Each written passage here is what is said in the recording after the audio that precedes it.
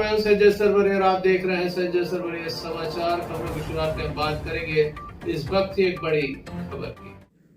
लोकसभा चुनाव के नामांकन की प्रक्रिया लगातार जारी है। 26 अप्रैल को वोट पड़ने हैं, उसके पहले लगातार नेता अपने जो वादे हैं जनता के बीच लेकर जा रहे हैं। लगातार भाषणों का दौर जारी है। वहीं आज कांग्रेस के प्रदेश अध्यक्ष जीतू पटवारी दमोह पहुंचे। उनके साथ मीडिया सेल के अध्यक्ष मुकेश नायक भी मौजूद थे। दमोह के हेलीपैड पर कांग्रेसियों के द्वारा गर्मजोशी से उनका स्वागत किया। उनका काफिला दमोह के नीलकमल गार्डन पहुंचा, जहां पर बड़ी संख्या में कांग्रेसी मौजूद थे। तमाम विधानसभाओं से आए कांग्रेसी मौजूद थे, जिन्हें प्रदेश अध्यक्ष ने संबोधित किया। आइए हम आपको दिखाते हैं पहले किस तरह से हेलीपैड पर प्रदेश अध्यक्ष का स्वागत हुआ, फिर किस तरह से जीतू पटवारी जो कि कांग्रेस के प्रदेश अध्यक्ष हैं, उनके द्वारा बीजेपी सरकार पर हमला बोला गया। मोदी की गारंटी के संबंध में उनका क्या कहना है, ये भी आपको सुनाते हैं। बजट इकट्ठा करती थी, खजाना भरता था, तो देश के उद्योगपतियों से टैक्स लिया जाता था।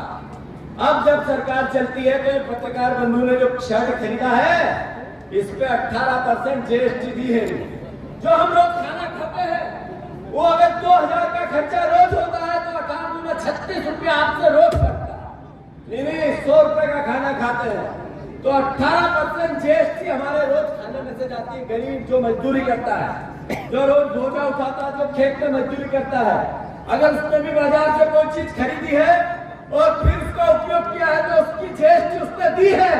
यानी आज देश का खजाना गरीब भरता है।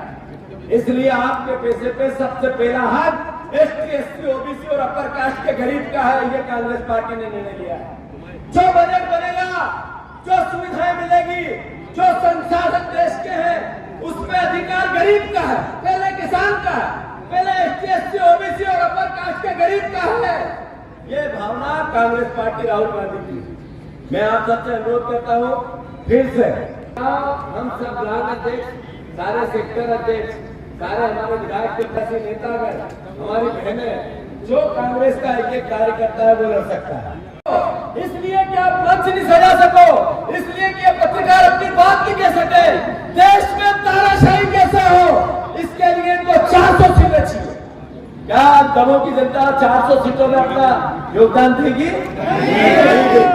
साथियों, मैं अनुरोध करना चाहता हूँ, ये चुनाव आप सबका है। सबने मिलकर तलवार का नाम दिया, एक एक से मैंने 20-20 मिनट बात की, सबको भोपाल बुलाया, सबसे अलग अलग बात की। ये सब परेशान हो गए थे मुझसे बात करके।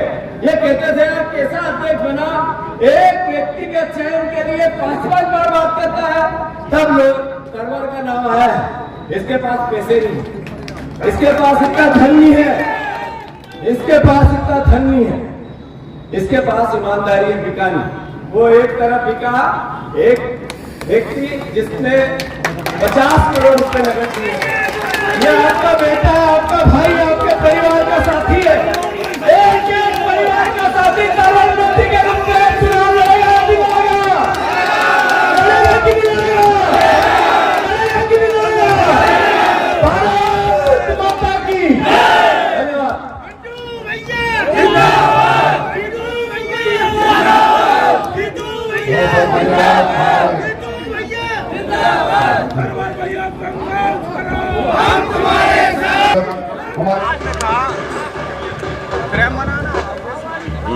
मोदी जी कैसे हैं कि कांग्रेस ने दिया है, बीजेपी ने क्या? ऐसा है कि इस देश में भारतीय जनता पार्टी और हुक्का एक दूसरे के पर्याय है। आपने 2014 में जो वादे किए, जो भावना व्यक्त की, वो आज तक पूरी क्यों नहीं हुई? क्या हुआ मोदी गारंटी का 2 करोड़ रोजगार का? क्या हुआ किसानों की डबल इनकम का? क्या हुआ महंगाई का? क्या हुआ काले धन का? क्या हुआ 15 लाख का? क्या हुआ 3100 के दाम का? क्या हुआ 2700 के दाम का? क्या हुआ 3000 बहनों को देने का? क्या हुआ 450 के गैस सिलेंडर का? ये धोखा है नहीं तो नहीं क्या है? अभी आपने कहा हम प्रहलाद पटेल केंद्र के मंत्री थे, उनको राज्य का मंत्री बना दिया और कहा हम मुख्यमंत्री बनाएंगे। उमा भारती ने बीजेपी को सींचा और उमा जी को प्रचार समिति में लेने लायक नहीं समझा। ये अपमान है या नहीं है? मैं मानता हूँ एक तरफ ये मेरा परिवार का गरीब साथी, ईमानदार साथी, युवा साथी, सेवादार, अच्छे मन का ईमानदार, और दूसरी तरफ है बिकाऊ, दूसरी तरफ है लोभी, दूसरी तरफ है जिसने परिचय दिया अपनी बेईमानी का। तो ईमानदार और बेईमानी का चुनाव है। दमोह की जनता से मेरा आग्रह है कि मैंने 5 सवाल किए हैं। एक, आपके बच्चों को रोजगार नहीं है, पर बीजेपी के नेताओं के बच्चों के पास रोजगार है, इसके दोषी वो है कि नहीं है?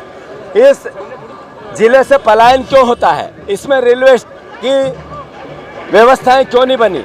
यहाँ वो तालाब है, उसको सफाई का काम चल रहा था, आज तक पूरा क्यों नहीं हुआ? किसानों की इनकम, उनकी आय, उनके फसलों के दाम क्यों नहीं दे पा रहे हैं?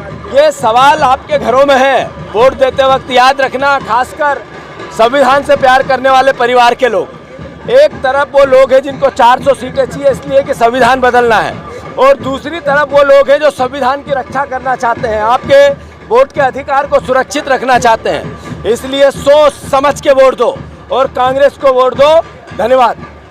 जल्द ही मिलते हैं अपनी अगली खबर के साथ। देखते रहिए संजय सरवरिया समाचार। नमस्कार। संजय सरवरिया समाचार।